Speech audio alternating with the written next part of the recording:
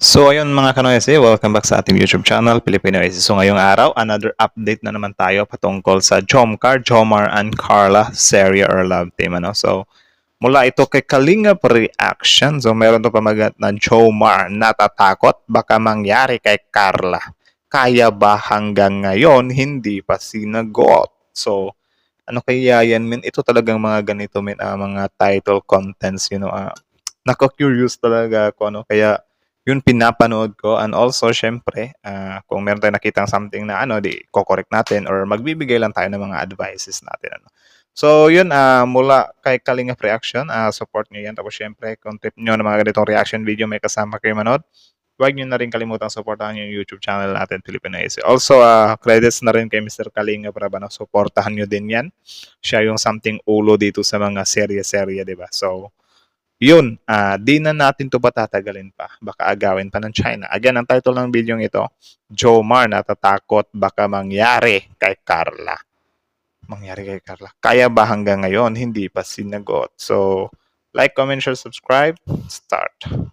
Jomar natatakot na baka mararanasan daw ni Carla ang nararanasan niya. Panliligaw kay actress na ba niya? Ano kaya yan?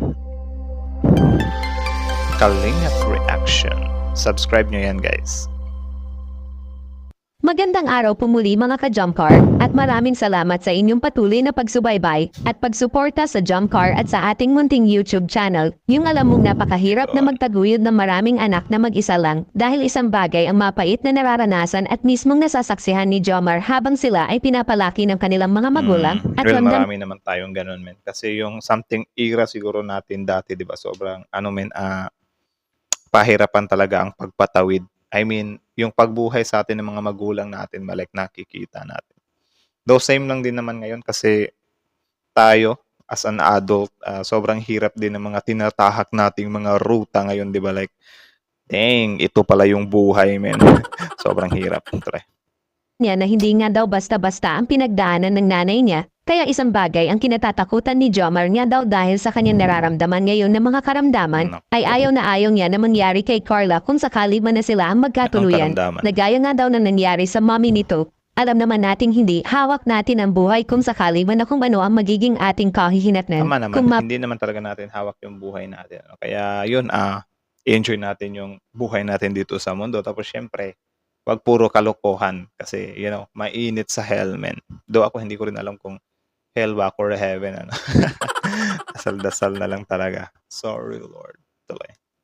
paagaman o mas mapatagal na kunin ang ating hiram na buhay, pero sa naging kalagayan ni Jomar sa mga nararamdaman niya ay hindi naman siguro dahilan pa na i-address ni Jomar ang panliligaw nito kay Carla. Dahil nga sa hindi nga naman natin hawak ang bawat buhay natin, yung tipong enjoy lang ang kung ano ang ipagkaloob ng moment sa inyo, kasabay ang pagtitiwala sa But Diyos. may siya, men, pinapakitang dito, boobies.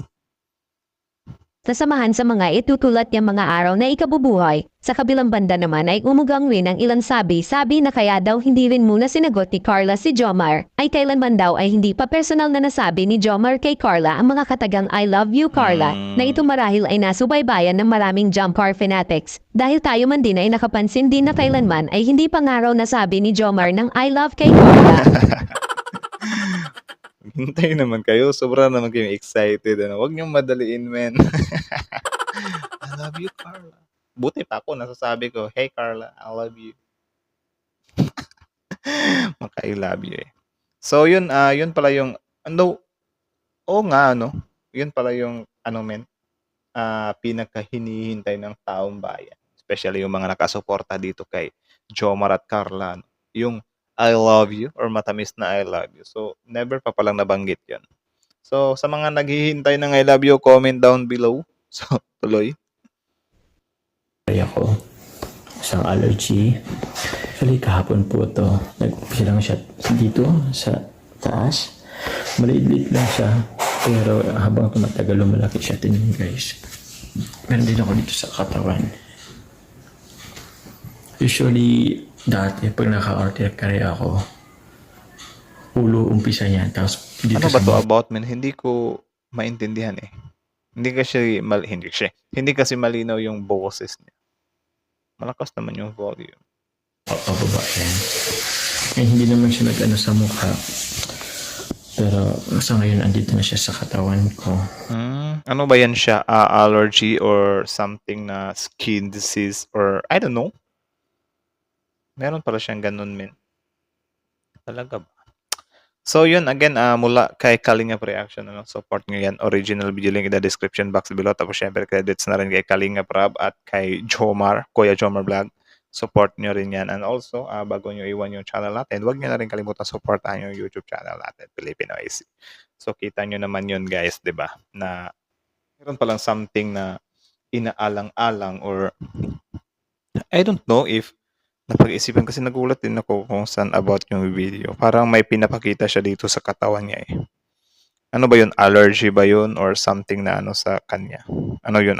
Inheritance ba yun? Inborn? Or kakasulpot lang? So parang ano daw kasi, yun yung sa thumbnail, Jomar aatras ba sa panliligaw kay Carla? Natatakot siya baka mangyari. Bakit ano ba to men? Nakakahawa ba to? Yung allergy niya.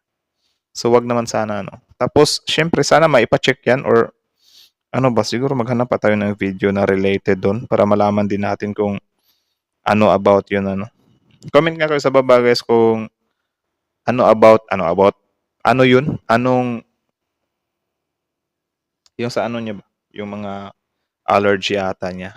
Kung ano yun, comment kayo sa baba para malaman din namin, ano. Kasi parang ano min eh, matamlay siya. Malungkot siya. So, alam na ba yan ni Mr. Kalinga Prab? Sana ipaalam din nila. So, ayun lang naman muna guys. Kita nyo naman, di ba? Jomar at Carla.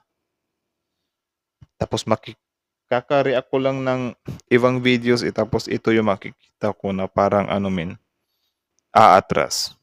So, subaybayan pa natin ito kung ano talaga yung mga nangyayari dito, ano.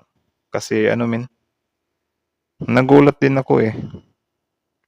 Comment nga kayo sa baba, guys. So, yun. Kaya tayo, guys, ingat-ingat tayo sa mga katawan natin. Huwag nating abusuhin yung katawan natin. Though yung kay Jomar pa lang, siya, men. Yung ko doon is baka allergy siya or inborn sa kanya yon. So, kahit ganun pa man, sana, alagaan pa rin yung sarili. Huwag siyang pabayaan kung halimbawa ganyan, meron na nga mga ganyan-ganyang mga simptomas na lumalabas, ipa-check up agad, tapos syempre, ipagdasal. Ipagdasal natin si Jomar for sure.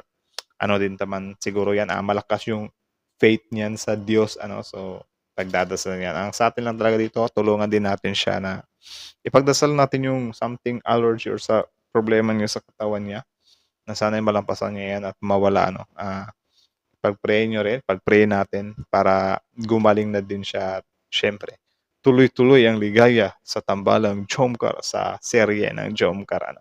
Ayun, ano masasabi niyo doon, men? Doon sa ni Jomar. Something dito sa katawan niya. Comment down kayo sa baba kung meron kayong alam para malaman din namin. I-share niyo yung nalalaman niyo. Tapos, again, that's it. Bago niyo iwan yung channel, Filipino IC, like, comment, share, subscribe. Also, Kuya Jomar Vlogs, Kalingap Rab, Kalingap Reaction, Filipino IC. So, like, comment, share, subscribe.